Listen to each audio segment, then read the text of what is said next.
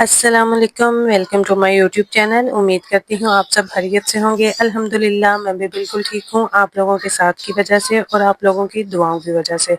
तो गुजरने वाली गुज़िश्ता ईद जो है वो आप लोगों को बहुत बहुत मुबारक हो, क्योंकि मैं ईद के दिनों में व्लॉग नहीं कर सकती।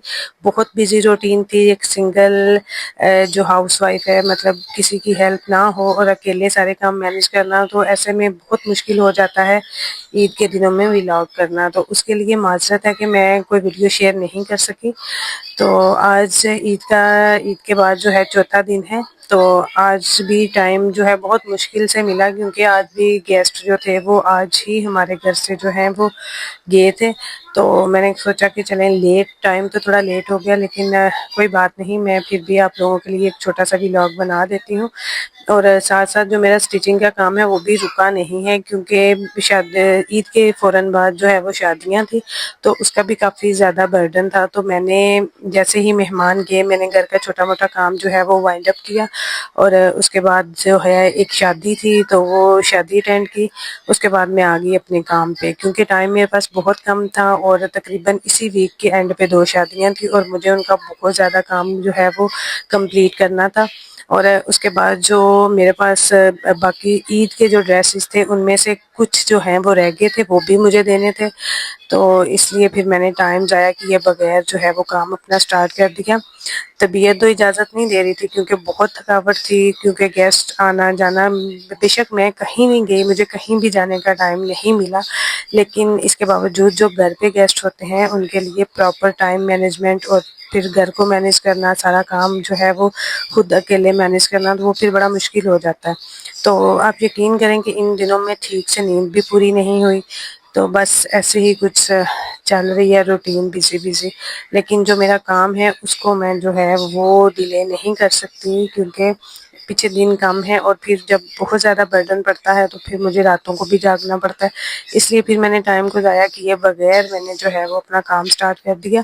यहाँ पे मेरे पास एक कस्टमर थी मेरी, तो उनके मेरे पास 2-3 ड्रेसेस थे, जिसमें से मैंने 2 तो उनको कर दिए, लेकिन एक जो मैंने उनको बोला कि माज़रत के साथ मेरे पास अभी टाइम शॉर्ट है, तो एक ड्रेस मैं आपको ईद के बाद जो है वो कर दूँगी। तो अभी मुझे सबसे पहले उनका ड्रेस जो है वो स्टिच करना था, तो मैं उसकी कटिंग करने बैठ गई।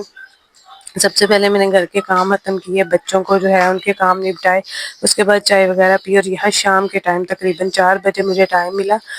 तो मैंने सोचा चलो मैं ना अपना काम जो है वो स्टार्ट करती हूँ, एटलीस्ट स्टार्ट किया हो, कटिंग वगैरह की हो, तो फिर ये है कि बंदा आराम से आके मशीन पर बैठ जाए और अपना काम स्टार्ट कर दे, फिर थोड़ा इजी हो जाता है ना, मतलब एक साथ सारा काम करना वो बहुत मुश्किल हो जाता है। तो यहाँ पे फिर मैं कटिंग मैंने स्टार्ट कर दी। तो यहाँ पे मैंने सिंपल ट्राउज़र जो है वो उसकी कटिंग की है। सिंपल ट्राउज़र अगर आपने कटिंग करना हो तो वो उसके लिए बहुत इजी कटिंग मैंने आपको बता दी है कि आप जो साइज़ वाला ट्राउज़र है, अगर उसमें इलास्टिक नहीं है तो उसको आप प्रेस करके, तो बिल्कुल जो कपड़ा है आपका उसको डबल फोल्ड करके उसके ऊपर रख के, तो बहुत इजी तरीके से आप उसकी कटिंग कर सकते हैं। और उसके बाद फिर मैं आपके साथ ये शर्ट जो है मीडियम साइज़ की, उसकी भी कटिंग शेयर कर रही हूँ, वो भी आप देख सकते हैं। आपने अपने साइज़ के अकॉर्डिंग तीरे का निशान लगा लेना है। पहले आपने शर्ट की मेजरमेंट कर लेनी है, उसके बाद इस तरह से आपने मार्किंग करते हुए, निशान लगाते हुए जो है वो अपनी साइज़ के अकॉर्डिंग जो है वो आपने, ये जो हम निशान लगाते हैं चॉक की मदद से, इनका फ़ायदा ये होता है कि हम डायरेक्ट कटिंग नहीं करते हैं। अगर कोई कमी बेशी रह जाती है तो उसको हम मेजरमेंट करके जो है वो चेंज कर सकते हैं, लेकिन अगर हम डायरेक्ट कटिंग कर दें फिर वो कम ज़्यादा नहीं हो सकती। तो इसलिए कोशिश किया करें कि जो है एग्जैक्ट अपनी मेजरमेंट किया करें साइज़ के अकॉर्डिंग, फिर उसकी मार्किंग किया करें, फिर उसको चेक किया करें, रीचेक करने के बाद फिर ही आप इसकी कटिंग किया करें। बेशक मैं समझती हूँ कि मैं बहुत बड़ी टेलर नहीं हूँ, लेकिन मुझे भी ये काम करते हुए तकरीबन 8 से 10 साल हो गए हैं, क्योंकि मैं अपनी शादी से पहले से, मैं जब स्कूल लाइफ में थी तब से मैं कपड़े स्टिच कर रही हूँ ना। पहले तो मैं अपने ही करती थी या घर में किसी बच्चे के कर लिए, अपने कर लिए, लेकिन अपनी शादी के बाद मैंने प्रॉपर ये काम स्टार्ट किया, तो इस बात को भी तकरीबन 8 साल हो चुके हैं। तो इसमें मैंने यही जो एक्सपीरियंस किया कि आपने जो भी काम करना है उसकी प्रॉपर मेजरमेंट करें और उसके बाद ही वो काम करें। अगर आप मेजरमेंट के हिसाब से कटिंग या स्टिचिंग नहीं करते तो फिर आपको बहुत मुश्किल होती है, बार बार खोलना पड़ता है, बार बार उसको सेट करना पड़ता है। تو اس لیے میں یہ چھوٹی چھوٹی ٹپس جو ہیں آپ لوگوں کے ساتھ شیئر کرتی رہتی ہوں، ان کو یوز کر کے آپ اپنی اسٹیچنگ کو ایزی بنا سکتے. بہت چھوٹی سی ویڈیو بنا رہی ہوں، ویڈیو پسند آئے تو ویڈیو کو لائک اور شیئر لازمی کر دیں اور میرے چینل کو سبسکرائب کر دیں. نیکسٹ ویڈیو تک کے لیے اللہ حافظ.